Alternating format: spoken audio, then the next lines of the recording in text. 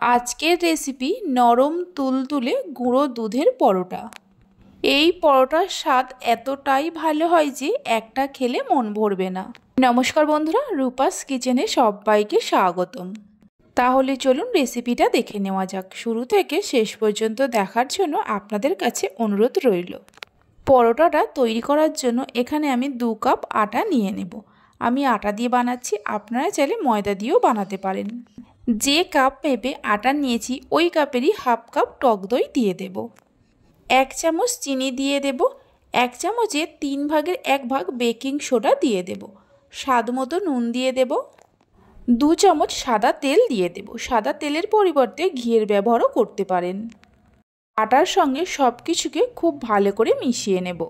এই পরোটাটা আপনারা দই ছাড়াও বানাতে পারেন, তবে এইভাবে একবার দই দিয়ে বানিয়ে দেখতে পারেন, এর স্বাদটা খুব ভালো হয়।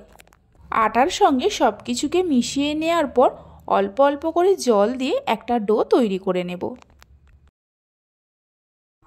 আটাটাকে মেখে নেওয়ার পর ঢাকা দিয়ে 10 থেকে 15 মিনিটের জন্য রেখে দেব। 15 মিনিট পর আটার এই ডোটাকে আবারও একটু মেখে নেব। 2-3 মিনিট মেখে নেওয়ার পর এবার এই ডো থেকে বড় বড় করে লেচি কেটে নেব।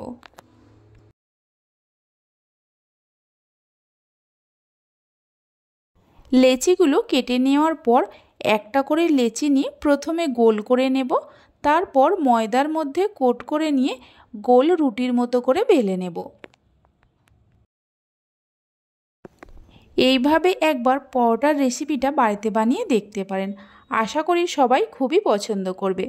আর বাড়িতে বানালে খেয়ে আপনাদের কেমন লাগলো অবশ্যই আমাকে কমেন্ট করে জানাবেন।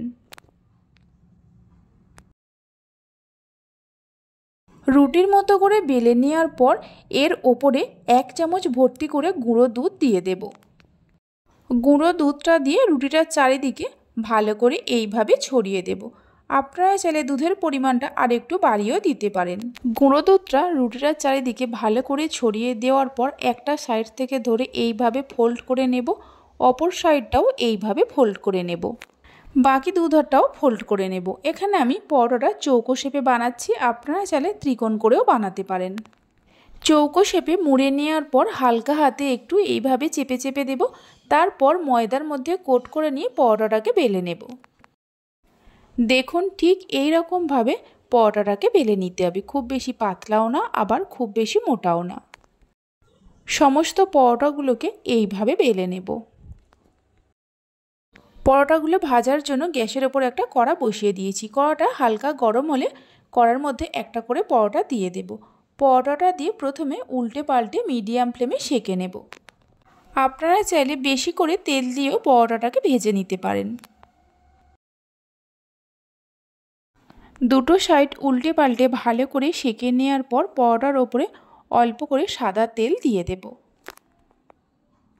তেল দিয়ে পরোটাটাকে লাল লাল করে ভেজে নেব, গ্যাসের ফ্লেমটা মিডিয়ামে রেখে। একটা সাইড ভাজা হয়ে গেলে অপর সাইড উল্টে দেব। আমার রেসিপি যদি আপনাদের ভালো লেগে থাকে অবশ্যই একটা লাইক করবেন, বন্ধুদের সঙ্গে শেয়ার করবেন। ভালো লাগলে চ্যানেলটি সাবস্ক্রাইব করে পাশে থাকা বেল আইকনটি প্রেস করবেন নতুন রেসিপির আপডেট সবার আগে পাওয়ার জন্য। পরোটাটা ভেজে নেওয়া হয়ে গেছে, তুলে নিয়ে রেখে দেব। বাকি যে পরোটাগুলো আছে এইভাবে তৈরি করে নেব। এই পরোটাগুলো শুধু শুধুই খাওয়া হয়ে যায়, এর সঙ্গে আর অন্য কিছুর প্রয়োজন পড়ে না। সমস্ত পরোটাগুলোকে ভেজে নেওয়ার পর একটা পরোটাকে আমি ছিঁড়ে নিয়ে দেখিয়ে দিচ্ছি। দেখুন পরোটাটা কতটা নরম হয়েছে। এই পরোটাগুলো ঠান্ডা হয়ে যাওয়ার পরেও নরম থাকে। তাহলে চলুন ভিডিওটা আমি এখানেই শেষ করছি। আপনারা সবাই ভালো থাকবেন, সুস্থ থাকবেন। ধন্যবাদ।